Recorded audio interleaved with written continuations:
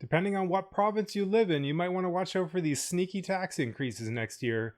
Now, in general, provincial governments, they don't like increasing taxes. They don't like increasing tax rates.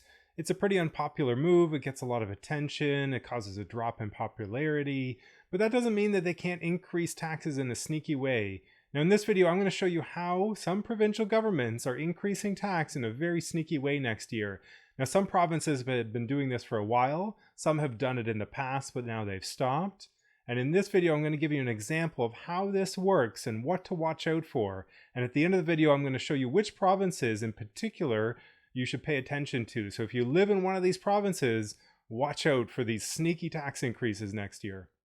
Okay, so this is a blog post on planeasy.ca, and I'll share a link to the specific post in the description if you want to see more details or read through the example in a little bit more detail after the video. So let's go through and let's take a look at the example here. Now what I'm going to do is I'm going to frame this up with an example. It's a very simple example where there's only two tax brackets. So there's a tax bracket where all income below $50,000 is taxed at 10% a year, and all income above $50,000 is taxed at 20% of a year. So I'm going to give you this simple example to show you how a provincial government can pass a sneaky tax increase. Now this is how you would calculate tax on an income of $60,000.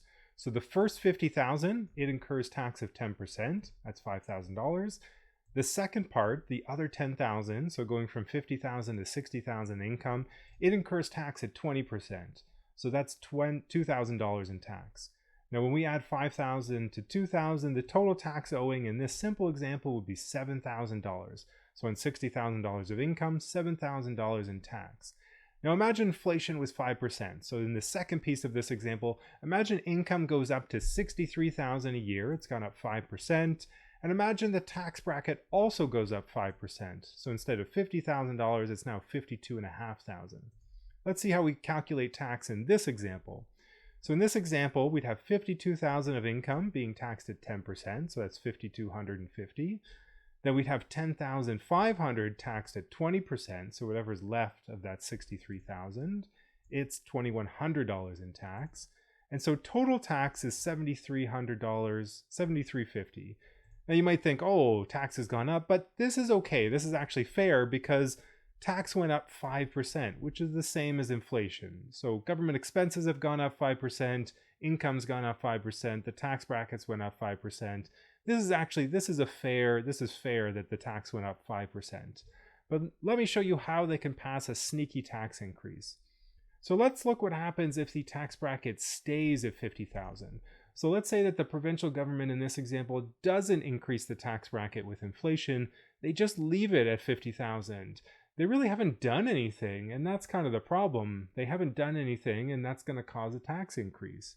So here, the first $50,000 gets taxed at 10%, but because income has gone up with inflation, now there's more being taxed in that 20% tax bracket. So now there's $2,600 being taxed in that 20% tax bracket, and we've got total tax of $7,600. So this is actually an 8.6% increase versus the previous year. So although inflation was 5% and income went up 5%, tax has gone up 8.6% in this example. And so they've been able to pass on a little sneaky tax increase of $250. And so even though inflation's gone up, they've actually not increased the tax bracket, and that's what's caused the tax increase the following year. Now, there are a couple of provinces that are doing this. So if you want to take a look, especially if you live in Nova Scotia is probably the worst. They haven't increased any of their tax brackets, and they haven't done that in a few years. So in a year with high inflation, well, Nova Scotia, you're getting a little bit of a tax hit next year. Now, Alberta was doing this. Alberta was doing this as well. They stopped in 2022. So in Alberta, you don't have to worry about it this year, but watch out because they did do this in the past. Now in Ontario as well, you got to look out, but only at higher income levels. So the $150,000 and $220,000 tax brackets in Ontario haven't gone up with inflation. So it's just that simple. The provincial government doesn't actually have to do anything to increase tax. And in fact, not doing anything is really the problem. By not increasing tax brackets with inflation, they can get a little bit of more tax revenue the following year.